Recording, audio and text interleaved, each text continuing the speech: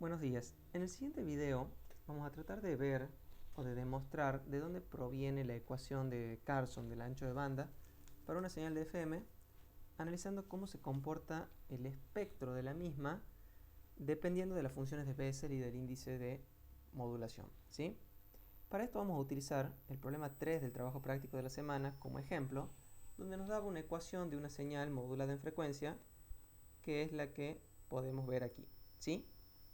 En el simulador vamos a utilizar una fuente NFB para poder declarar la función como habíamos visto en el primer video en el que hemos demostrado cómo utilizar el simulador. Acá tenemos la ecuación donde tenemos el valor de BC por el seno de 2pi 10,7 por 10 a la 6t, que sería la frecuencia de la portadora, más 0,5, que sería el índice de modulación, por seno de 2pi 8 por 10 a la 3, que sería 8 kHz de moduladora, por t, ¿sí? Si vemos el espectro de la señal, que vamos a mostrar en una gráfica, vamos a obtener la siguiente respuesta. Nosotros tenemos la portadora y solo podemos ver un par de bandas laterales. El segundo par de bandas laterales es muy pequeño en comparación con los demás, ¿sí? Entonces podríamos decir que es prácticamente despreciable. ¿Cuándo decidíamos despreciar un par de bandas laterales? Normalmente decíamos que si el par de bandas laterales lleva menos del 1% de la potencia total de la señal, se lo desprecia, ¿sí? Recordemos que en una señal modulada en frecuencia, el espectro siempre va a estar formado por la componente central, ¿sí? No le llamemos portadora porque su amplitud ya no es siempre la de la portadora, su amplitud va a ser variable, y un número finito de pares de bandas laterales, ¿sí? ¿De dónde sale este esquema de cómo se va a distribuir la potencia en una señal de FM? Normalmente lo tomamos de las gráficas de Bessel, que son las que podemos ver aquí, ¿sí? En función del índice de modulación, nosotros vamos a ir moviéndonos sobre este eje y podemos obtener el valor de las diferentes constantes J, ¿sí? Este va a ser el J0, que es el valor de amplitud que va a tener la portadora, J1, que es el valor de amplitud que va a tener cada una de las bandas laterales del primer par, J2, que es la amplitud que va a tener el segundo par de bandas laterales, y así consecutivamente. Por ejemplo, si nosotros tomáramos un M igual a 0,5, podemos ver que la amplitud de la portadora va a ser 0,938 de BC, o sea, de la tensión de portadora. El primer par de bandas laterales tendrá una amplitud de 0,24 BC, el segundo par de bandas laterales será 0,03 BC, ¿sí? La potencia que va a llevar cada uno de estos pares de bandas laterales los podemos ver en esta otra columna, donde la portadora llevará el 88% de la potencia, el primer par de bandas laterales llevará 5,8% cada banda lateral, por lo tanto estas llevarían casi el 12%, y el segundo par de bandas laterales llevaría solamente 0,09% de la potencia total, ¿sí? Por lo tanto, este par de bandas laterales ya puede despreciarse. Si nosotros tuviéramos un MF igual a 2, por ejemplo, podemos ver que la portadora lleva el 50%, el primer par de bandas laterales llevará el 30, perdón, 0, lleva solamente el 5%, el primer par de bandas laterales llevará el 33%, el segundo par el 12%, el tercer par 1,6% y el cuarto par lleva menos del 1%, lleva solamente el 0,1%. Por lo tanto, esta banda lateral de aquí para arriba serán despreciadas, ¿sí? Y acá podemos comprobar una de las reglas que vimos en la teoría, que normalmente el número de bandas laterales significativo, el número de pares de bandas laterales significativo, es igual al índice de modulación más 1. Con un m igual a 2 tenemos 3 bandas laterales significativas. Con un m igual a 1 tenemos 2 bandas laterales significativas. Con un m igual a 3 tenemos 4 bandas laterales significativas, ¿sí? Otra cosa interesante que podemos ver en esta planilla de Excel es que la potencia total siempre sigue siendo igual a 1, o sea, al 100%, ¿sí? Esto no es más que la suma de todas las potencias que yo tengo aquí expresadas, ¿sí? Entonces, independientemente del valor del índice de modulación, siempre la potencia total va a ser la misma. Esto ya lo habíamos visto porque en una señal modulada en frecuencia, la potencia siempre va a ser Vc, o sea la tensión de portadora, al cuadrado sobre 2RL, independientemente de la tensión moduladora que yo tenga, e independientemente de si tengo o no tensión moduladora, ¿sí? Por eso es que la potencia siempre es constante. Lo único que ocurre con la misma es que se redistribuye entre la componente central y las bandas laterales, ¿sí? Bien, volviendo a la simulación que teníamos, donde podíamos ver que teníamos un solo par de bandas laterales significativo, ahora vamos a modificar la ecuación de la misma para tener más bandas laterales significativas. Vamos a modificar el índice de modulación a 2. Dado que hemos multiplicado el índice de modulación por 4 y yo quiero que el delta de f, o sea la desviación de frecuencia, siga siendo la misma, voy a dividir la frecuencia de la moduladora en 4. ¿Esto qué quiere decir? El delta de f, que era igual a mf por fm, se va a mantener constante, ¿sí?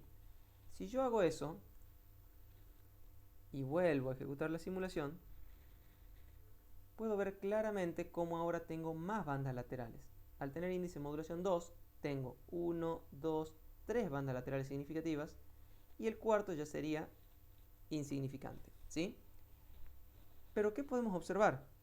Si bien en el caso anterior la frecuencia, la componente central, las componentes de bandas laterales era un solo par de bandas significativo, ¿sí? Y ahora tengo más, pero las bandas laterales se han unido, se han amontonado alrededor de la componente central, lo cual hace que, si bien tengo más bandas laterales, el ancho de banda para transmitir a todas sigue siendo prácticamente el mismo, ¿sí? Yo podría decir que esta frecuencia necesita un ancho de banda desde 10,69 hasta 10,71, por ejemplo. Volvamos al caso anterior para corroborar que el ancho de banda es el mismo. Índice de modulación 0,5 y moduladora 8 kHz. Volvemos a ejecutar la simulación y podemos ver que seguimos desde 10,69 hasta 10,71, ¿sí?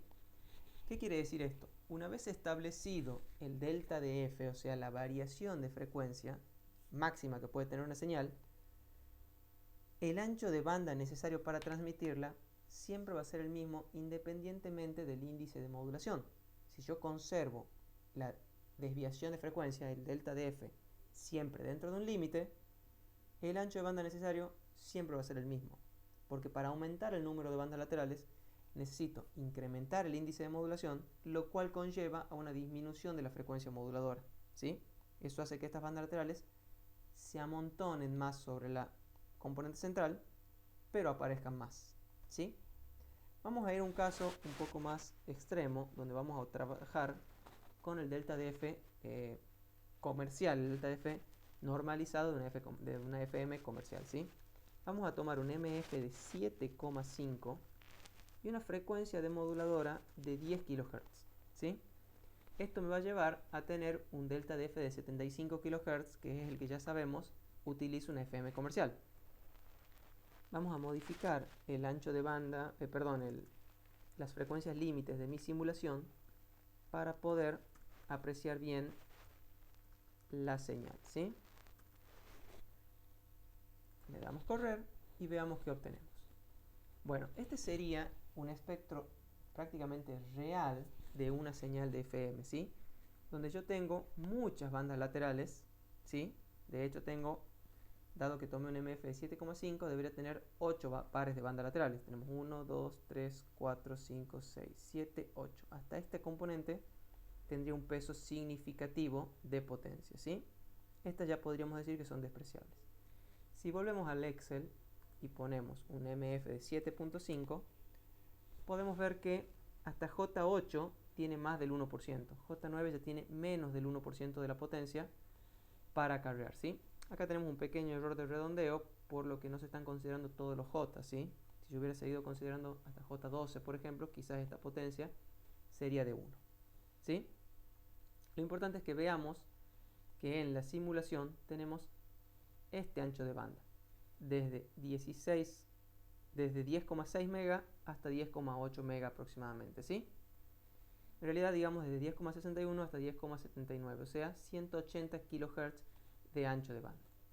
Veamos qué ocurre si hacemos lo mismo que antes. Vamos a duplicar la frecuencia de la moduladora y dividir en 2 el MF, ¿sí? Si yo hago esto y hago la simulación, vamos a ver que ahora tengo menos bandas laterales porque la frecuencia es más grande, y no nos olvidemos que la separación entre estas bandas es el FM, ¿sí? Tengo menos bandas pero más separadas. Sin embargo, el ancho de banda se sigue manteniendo prácticamente constante.